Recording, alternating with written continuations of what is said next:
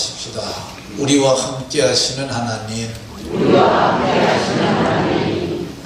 옆 사람과 서로 인사하면서 이렇게 서로에게 복을 빌어줍니다. 우리와 함께 하시는 하나님의 임재 속에서 살아가시는 복이 있기 바랍니다.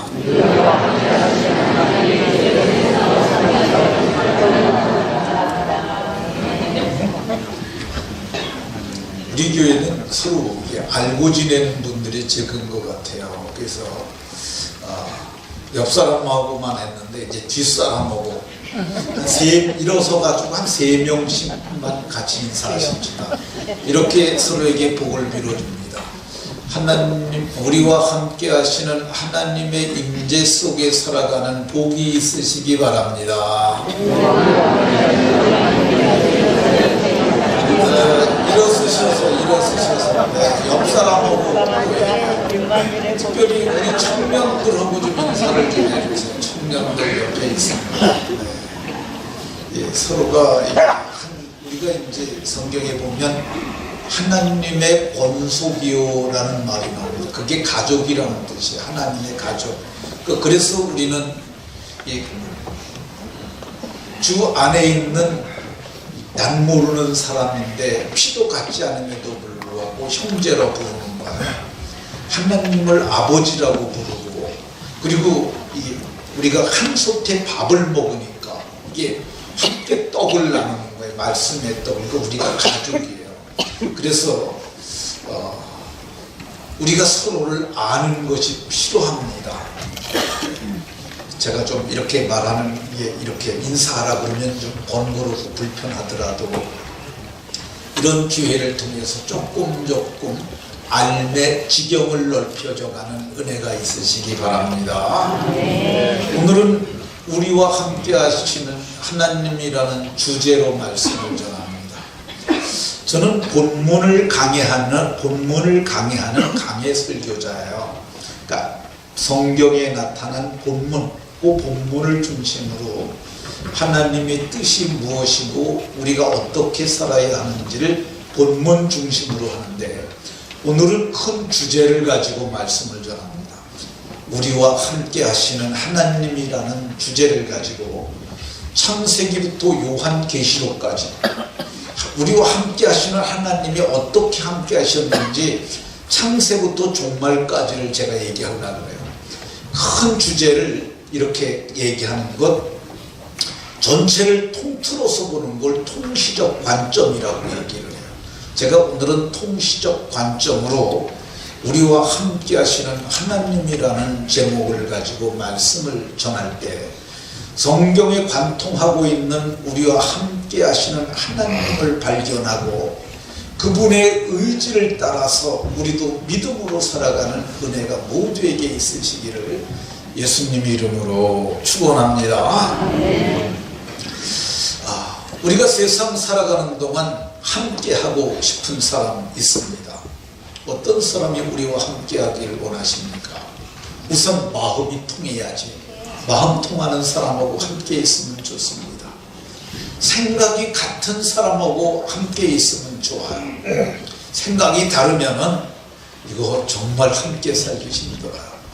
그리고 지향하는 목표, 지향점이 같게 되면은 더 함께 있는 것이 좋습니다. 남자와 여자 사이에 마음이 같고 생각이 같고 삶의 목표가 같으면은요, 거기서 사랑이 싹이 틉니다. 서로 사랑하게 되면 잠깐만 있는 것이 너무 싫어서 오래 함께 있자고 서로 약속하고 결혼합니다.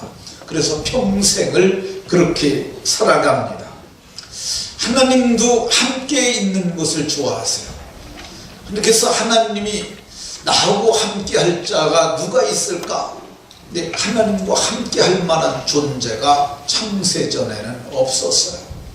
천사가 있지만은 천사는 둘이는 영혼, 둘이는 영이지 함께하는 가족은 아니에요. 하나님께서 그래서 함께할 권속 하나님의 가족을 원하셨는데, 그래서 마땅치 아니함으로 하나님의 가족을 하나님이 친히 창조하시기로 작정하셨어요. 그래서 하나님이 우리의 형상을 따라 우리의 모양대로 우리가 사람을 만들자 이렇게 생각을 하셨어요. 이게 하나님의 계획이에요. 하나님이 우리의 형상, 이 형상은 외형이 아니고 내적 형상이에요. 신약 성경에는 이거를 새 사람을 회복된 형상이라고 얘기를 해요. 의와 진리와 거룩함으로 지으심을 받은 새 사람을 이루라. 이게 하나님의 새 형상이에요. 근데 하나님께서 우리를 하나님의 형상대로 지으셨고 또 우리를 하나님의 모양대로 지었어요. 이 모양이라는 것은 히브리 말로 첼렘이라는 이 단어는 이미지예요. 그러니까 우리 하나님의 모습이 인간과 같을 것 같아요. 이 말씀만 통해서 보면 그런데 우리는 이게 좀 죄로 오염돼서 이렇게 좀 있지만은 이 회복된 하나님의 영광을 덧입게 될 때는 우리도 가히 놀라운 모양으로 회복될 줄로 믿습니다. 하나님께서 우리와 함께 하시려는 기대를 가지고 인간을 만드셨어요. 그러니까 우리는 하나님의 기대가 온전히 담겨져 있는 이 하나님의 형상대로 지음받은 거룩한 존재라고 하는 것이 인간에 대한 바른 이해인 줄로 깨달으시기 바랍니다. 하나님께서 하나님의 형상대로 하나님의 가족을 만들 것을 계획하시고 그 가족이 살 곳을 지구라는 땅을 만드셨어요. 이 땅이 우리가 살고 있는 이 땅이 하나님께서 우리를 위해서 만든 땅이에요. 땅을 만드시고 특별히 에덴의 동편에다가 에덴 동산을 창설하셨어요. 이 에덴이라는 말이 어떤 뜻이냐면 기쁨이라는 뜻이에요. 그러니까 거기에는 기쁨이 있을 수밖에 없는 그런 것으로 가득하게 했어요. 보기 좋고 먹기 좋은 그런 아름다운 과실이 가득하고 정말 최상의 조건을 만들어 놓으셨어요. 그것이 에덴 동산이에요. 그리고 하나님께서 사람을 흙으로 지으시고 그 코에 생명과 호흡, 생기를 집어넣어 사람을 생명케 하셨던 것을 볼 수가 있습니다. 하나님께서 이렇게 에덴 동산에다가 아담을 만들어 두셨는데 아담이 혼자 사는 것이 좋지 않게 보이셨어요. 그래서 내가 너를 위하여 너를 돕는 배필을 지으리라. 아담을 깊이 잠들게 하시고 마취시킨 거죠, 오늘날로 얘기하면. 그리고 그 갈빗대를 취하셔서 그 갈빗대로 여자를 만드셨어요.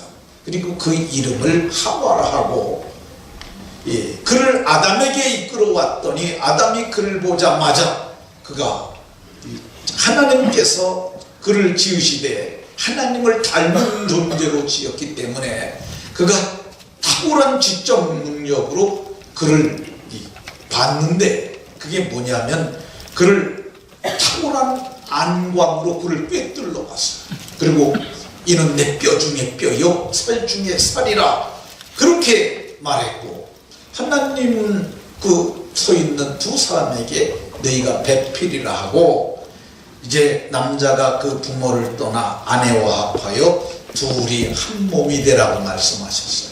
둘이 하나가 되는 거예요. 같은 마음, 같은 생각, 그리고 육체적 결합을 통해서 한 몸을 이루라고 이렇게 말씀하셨어요.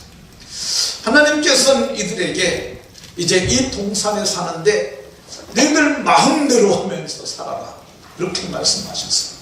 그리고 그 동산에 중앙에는 선악을 알게 하는 나무, 생명나무도 심어 놓으시고 과실도 맺게 하셨는데 하나님께서 거기서 그들에게 단 한 가지만 지키라고 하셨어요.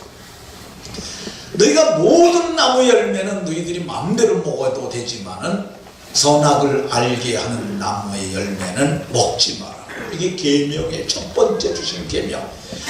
뭐든지 다 해도 된다. 그러나 단 한 가지 내가 너를 지었고 너희를 이곳에 두었으니 내가 너에게 준 이 계명 한 가지, 이것만 따먹지 말아라. 이거를 따먹는 것은 내 말을 어기는 거고, 내 말을 어기는 것은 명령을 거역하는 거고, 명령을 거역하는 것은 죄가 되니까, 죄를 범하게 되면 죄의 삭슨 사망이니까 이걸 따먹으면 절대 안 된다고 하나님께서 말씀하셨어요. 그들은 그 동산에서 아름답고 행복하게 살았어요. 그런데 그 동산에 뱀이 한 마리 들어왔어요. 뱀은 하나님이 지으신 피조물 중에 가장 간교한 피조물이었어요. 근데 그 뱀이 에덴 동산에 들어왔어요. 여기서 얘기하는 뱀은 동물 뱀이 맞습니다. 배로 기어다니는 동물, 그 뱀입니다.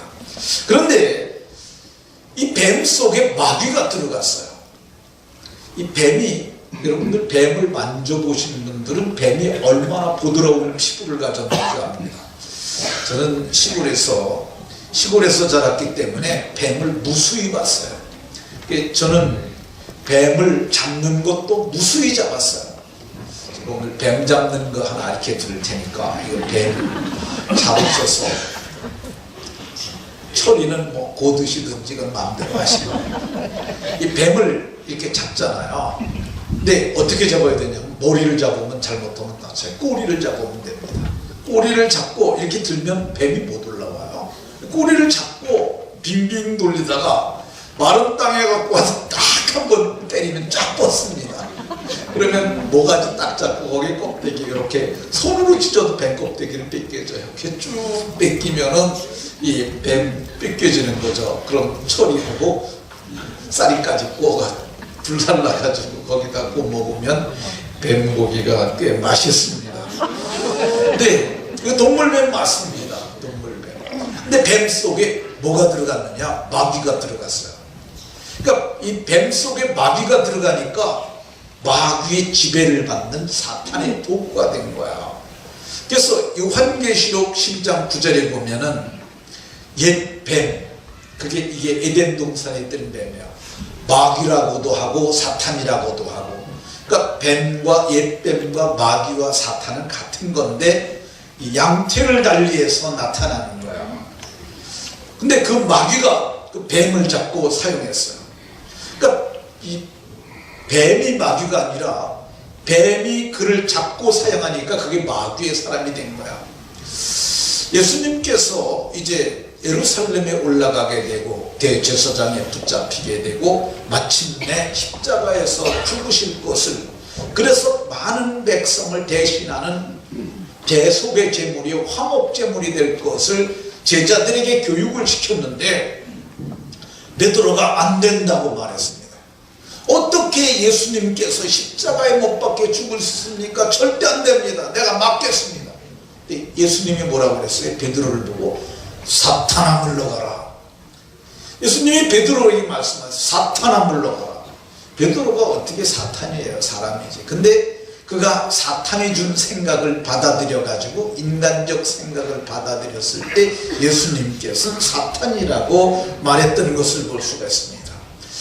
하와가 사탄의 도구인 뱀의 말과 하나님의 말을 그때부터 저울질하기 시작을 했습니다. 하나님은 선하게 알게 하는 나무의 열매를 따먹으면 반드시 죽으리라 했어요. 반드시. 개역 성경에서는 정령 죽으리라. 뱀이 말했어요. 너희가 결코 죽지 아니하리라. 하나님은 죽는다고 그랬는데 뱀은 결코 죽지 않는다고 말했어요.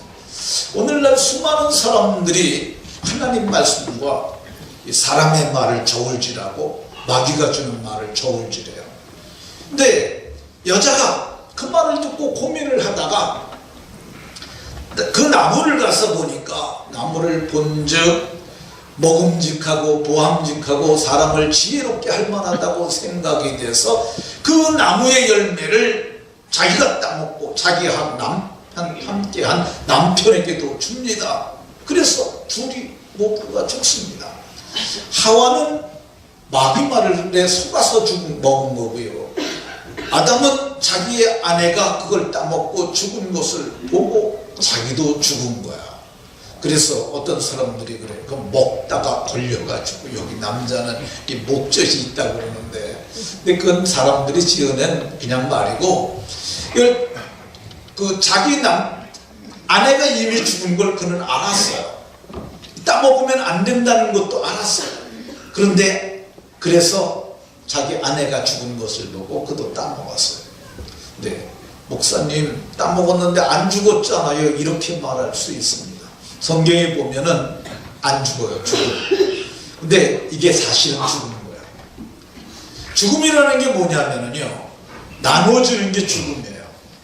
예수님께서 이렇게 말씀하셨어요. 오늘 밤에 내 영혼을 도로 찾으리니 그러면 내 준비한 것이 네 것이 되겠느냐. 그가 풍년이 드니까 창고에다 무한정 싸두고 그러면서 이렇게 있으니까 이제 걱정 없다 그랬는데, 하나님께서 오늘 밤에 내 영혼을 취하리니 내 영혼을 찾으리니, 영혼이 육체에서 빠져나가는 거예요. 그러면 그 모든 것이 소용이 없어요. 육체적 죽음이 왔기 때문에. 죽음이라는 게 분리예요. 근데 죽음에는 영적 죽음과 육적 죽음이 있는데, 첫 번째 죽음이 어떤 죽음이 왔느냐? 영적 죽음이 왔어요. 저는 전에는 에덴 동산에서 하나님과 함께 거닐 수 있었어요. 그런데 그걸 따먹고 났는데 동산에 거니는 하나님 소리를 들었어요. 하나님의 소리를 듣자마자, 전에는 하나님 소리를 들으면 함께 나가서 하나님 교제를 했는데, 그 다음부터 아담과 그의 아내가 여호와의 낯을 피하여 동산 나무에 숨었어요. 그게 영적 죽음입니다. 하나님과 인간이 그때부터 죄 때문에 담벼락이 생각해서 하나님의 얼굴을 대면하지 못하는 영적 죽음입니다. 영적 죽음만 아니라 영적 죽음 뒤에 육적 죽음이 쫓아옵니다. 창세기 5장에 보게 되면 아담이 130세에 자기 모양을 닮은 아들을 낳아서 셋이라고 그랬고, 그는 930세를 살고 죽었더라. 영적 죽음이 오고 그 뒤에 육적 죽음이 온 거야.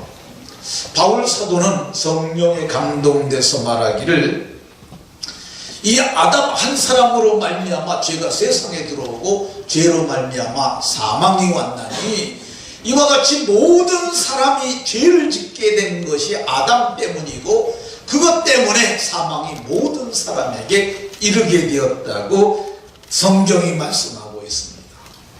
그러니까 우리가 아담 한 사람으로 말미암아 우리가 모두 허물과 죄로 죽게 된 것입니다. 성경은 허물과 죄로 죽었던 너희를 이렇게 말합니다. 죽을 뻔한 거 아니고 죽어가는 거 아니고 죽은 거예요. 죽었던, 과거에 완벽하게 죽었어요. 허물과 죄로 영이 죽은 거예요. 그래서 우리가 예수 믿음으로 영이 살아나서 믿음의 결도 영혼의 구원을 받게 된 줄로 믿으시기 바랍니다. 우리와 함께 하시는 하나님께서 허물과 죄로 죽은 인간들을 보고 인간들을 위해서 무엇을 하셨느냐? 성경을 보면 저들이 죄에서 구원받는 길을 마련하여야겠다, 하나님이 작정하셨어요. 그래서 창세기 3장 15절에 보면 하나님께서 여자의 후손을 보내겠다고 말씀하셨어요. 여자의 후손이 오면, 여자의 후손이 예수님이죠. 예수님은 남자를 통해서 태어나신 분이 아니에요. 남자를 알지 못하는 동정녀를 통해서 태어나신 분이에요. 그게 여자의 후손이에요. 여자의 후손을 통해서 여자의 후손이 사탄의 머리, 뱀의 머리를 상하게 할 것이고 너는 그의 발자취를 상하게 할 것이라. 그래서 이런 과정을 통해서 인간을 구원하시겠다고 말씀하셨어요. 이거를 원시복음이라고 그래요. 그러니까 하나님의 말씀, 하나님의 계획이 이 창세기에는 어두워요. 근데 점점 밝아집니다. 이거를 좀 어려운 말로 계시의 점진성이라고 해요. 계시의 점진성. 계시가 점점 밝아지는 거예요. 하나님께서는 이사야 선지자를 통하여 좀 더 밝히 말씀해 주셨어요. 보라, 처녀가 잉태하여 아들을 낳으리니 그 이름을 임마누엘이라 하리라. 창세기에 여자의 후손이 이름까지 나왔잖아요. 여자의 후손인데 처녀가 아들을 낳을 것이고 그 이름을 임마누엘이라 할 것이라 말씀하셨어요. 그리고 마침내 때가 차니까 하나님께서 여자의 후손에서 나게 하셨어요. 때가 참에 그 아들을 보내셨는데, 하나님이시니까 하나님 아들도 하나님이에요. 하나님께서 그 아들을 여자에게 나게 하셨어요. 여자가 여기서 마리아를 말하는 거죠. 여자에게서 나게 하셨어요. 그래서 마태복음 1장에 보게 되면, 마태는 예수님의 탄생 기사를 기록하면서 성령에 감동돼서 봐라, 처녀가 잉태하여 아들을 낳으리니 그 이름을 임마누엘이라 하리라 했던 선지자 이사야의 예언, 하셨으니라는 말이 이사야의 예언이라는 거예요. 이를 번역하니까 하나님이 우리와 함께 하신다는 말이 이제 이루어졌다고 이렇게 말씀하시는 걸 볼 수가 있습니다. 우리와 함께 하시길 원하시는 하나님께서 우리와 어떻게 사람으로 오셔서 함께 하셨을까? 예수님이 어떻게 함께 하셨습니까? 제자들을 세우심으로 사람들과 함께 하셨어요. 예수님께서 12명의 제자를 세우셨는데, 제자를 세우셔서 전도도 하고 귀신도 쫓아내고 그런 일도 하시는 건 맞아요. 그런데 1차적인 첫 번째 이유가 뭐예요? 제자를 세우셨으니 첫 번째 이유가 뭐예요? 이는 자기와 함께 있게 하시고, 그러니까 하나님이 예수님으로 오셔가지고 자기와 함께 있는 걸 원하셔서 제자를 세우셨어요. 그리고 함께한 제자들이 모르니까 가르치셨어요. 교사로 함께 하신 거예요. 사람의 몸을 입고 오셔서 함께 하시는 거예요. 우리도 유초등부 교사들이 유초등부 학생들하고 함께 하잖아요. 중고등부 교사들이 중고등부 학생들하고 함께 하잖아요. 근데 예수님이 함께 하셔서 가르쳤는데, 가르치시는 것이 권위 있는 자와 같고 서기관들처럼 통상적인 사람의 유전을 가리키지 아니하고, 사람이 가르쳤던 것 가르치지 아니하고 하나님이 진리를 가르치셨다고 말씀하세요. 우리와 함께 하시기 위해서 사람으로 오신 예수님이 어떻게 함께 하셨느냐? 치료자로 함께 하셨어요. 예수님께 나온 자들은 마음이 아픈 자, 몸이 아픈 자, 심지어 태어날 때부터 안진병이 된 자, 소경, 문둥병자, 그 어떤 질병을 가진 자들이라도 다 주님께 나와서 그의 옷자락에도 손만 대면 다 나음을 얻었다고 이렇게 말씀하고 있습니다. 주님은 그렇게 함께 하셨어요. 주님이 어떻게 하셨느냐? 성경을 풀어주셨어요. 성경을 풀어주실 때 마음이 뜨겁지 않아야 하셨느냐? 설교자로 함께 하신 거죠. 주님이 위로자로 함께 하셨고요, 주님이 선한 목자로 우리와 함께 하시기 원하셔서 오셔서 함께 하셨는 줄로 믿으시기 바랍니다. 예수님은 알고 있었어요. 근데 그들의 아픈 것 만져주고 그들에게 성경 풀어주고 그들을 고쳐주는 것, 그러나 그것은 유대 땅에만 있었던 사건이에요. 하나님께서 이들을 온전히 영혼을 구원해서, 그래서 하나님의 낙원에 들어가게 하시려고, 그래서 하나님이 큰 일을 행하셨어요. 그 아들 예수님께서 큰 일을 행하셨어요. 그게 뭐냐면 속죄를 이루시는 거예요. 대속을 이루시는 거예요. 그러니까 죄 때문에 다 죽어야 하는데 그 죄값을 대신 지불하심으로 저들로 하여금 속량 곧 죄사함을 얻게 하는 것이었어요. 이 구약시대에는 죄사함을 받는 방법이, 자, 스마트폰들 보지 마시고 청년들, 죄사함을 받는 방법이 뭐예요? 염소와 송아지를 가지고 들어가는 거야. 염소와 송아지가, 이제 사람이 죽어야 되는데 사람이 죽으면 안 되니까 목숨이 하나밖에 없잖아요. 그러니까 짐승의 멱을 따요. 멱이 이 목통, 저기 염통으로 내려가는 그 멱통을 따는 거야. 그리고 그 피를 받아요. 그 대제사장이 제사장의 옷을 입고 그 방울을 달고 들어가요. 속죄소에 들어가서 잘못하면 죽을 수 있으니까. 그래서 죽으면 사람이 속죄소에 못 들어가니까 끈앞을 메고 들어가 갖고 거기에 들어가서 속죄소에서 이 양의 피를 붓습니다.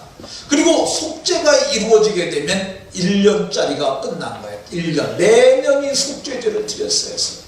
근데 하나님께서 염소나 송아지의 피로 하지 아니하고 하나님의 피, 곧 자기 피로 영원한 속죄를 단번에 이루시는 이 놀랍고 큰 일을 행하신 줄로 믿으시기 바랍니다. 그게 끝이 아니에요.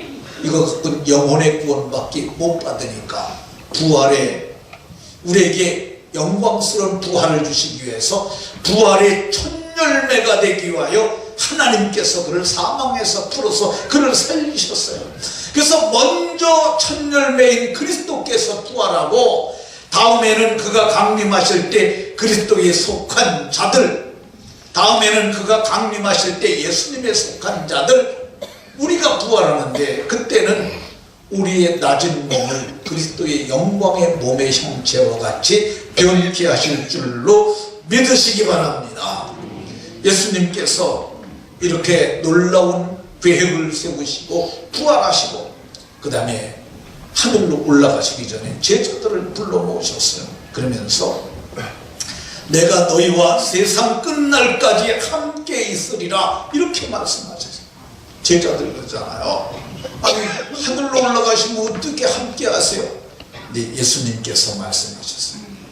내가 가면은 내가 너희들하고 함께야. 육신으로는 베들레헴에 가면 베들레헴 사람만 함께하고 예루살렘에 가면 예루살렘 사람만 함께하지 않느냐.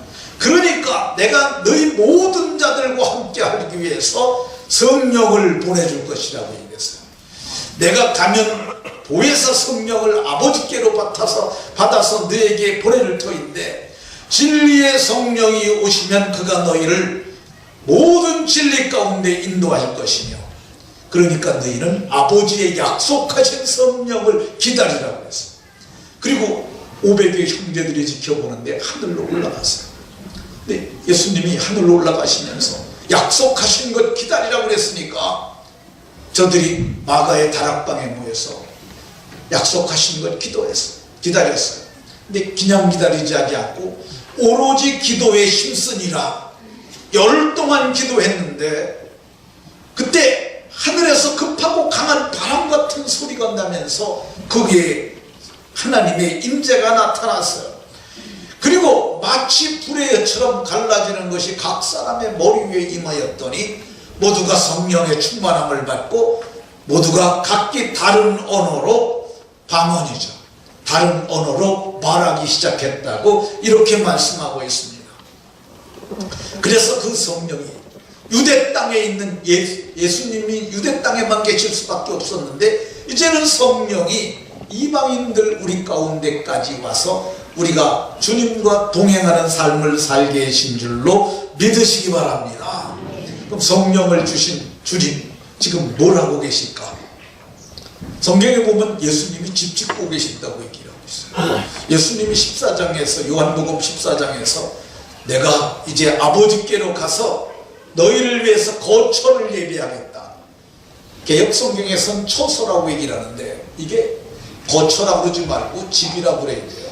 너희를 위하여 집을 예비하러 가노니 집을 예비하러 가시겠다고 했어요. 가서 너희를 위하여 처소를 예비하면 내가 다시 와서 너희를 내게로 나 있는 곳으로 영접해서 내게로 있게 하겠다 그랬는데 이게 주님이 다시 오신다는 것이 제일입니다. 바울 사도는 이렇게 말했어요. 그 집을 우리가 세상 살아가는 동안 영원히 사는 집을 이걸 장막집이라고 말했어요. 이 장막집이 무너지면 손으로 짓지 아니한 집, 하늘에 있는 영원한 집이 있는데 우리가 거기 가게 된다고 말했어요. 손으로 짓지 않은 집이 창조에 속한 건데 그게 누가 만든 거냐? 그 예수님이 만들어 놓은 거죠. 그러니까 우리가 지금 죽으면 낙원이라는 집에 가서 삽니다. 낙원은 공동체가 사는 집이에요. 근데 이제 부활이 일어나면 우리가 영광스러운 천국에, 완성된 천국에 들어가는데, 그때가 언제냐? 이방인의 충만한 수가 들어오기까지.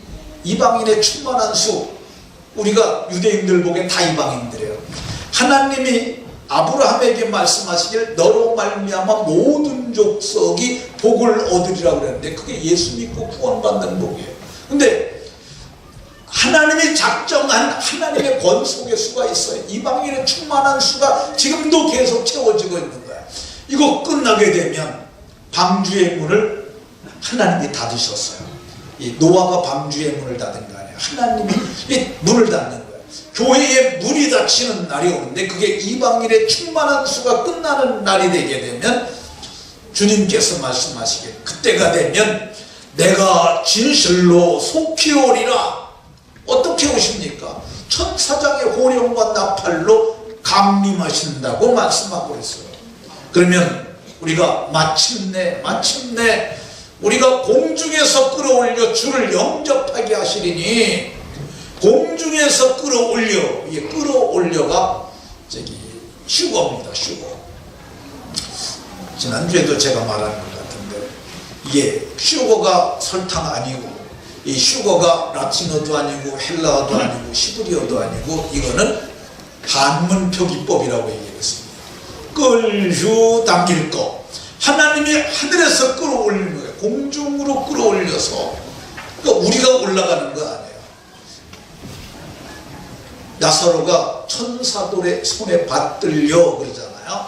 우리 영혼이 죽으면 천사들의 손에 받들려 올라가는데, 마찬가지로 우리가 공중에서 끌어올림을 당해서 우리가 올라가서, 그리고 그 공중에서 주를 만나게 하시고 그리고 우리가 어린 양의 혼인잔치에 들어가서 영원토록 즐거워하게 되는 줄로 믿으시기 바랍니다. 성경은 그것이 끝이 아니라고 얘기를 합니다. 우리와 함께 하시는데, 이거 잘 들으셔야 돼요.